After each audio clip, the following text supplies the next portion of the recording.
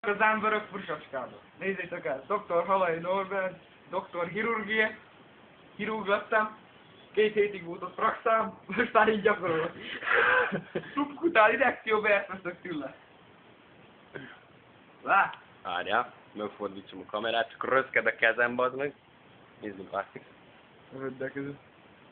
Látszik, nem ott, kamera is. Tehát az Vladé. Várjál, mennyire ki megszorítsam. Ne akarok. És engedhetem akkor. No, hát elengedtem, bazd meg, várjál, mert veki, akkor fogjam. Ne röszkessék. És röszkedünk, bazd meg, mint... Lá! Lát!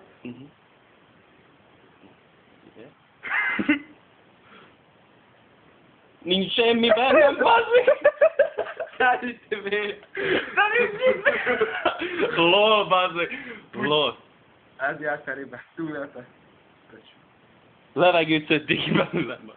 Jaj, rosszul vagyok. Nem voltam itt. Jaj, rosszul vagyok, bazd meg. Nem, kész. Hát de miért nem nyit semmi se? Hát azért mert jó, a szembe, hogy innen az nem van. Szóval akkor most mit? Akkor most vákum van bennem? Nem, komolyan. Úgy elkezdjük, hogy aztán bele kis izét van meg.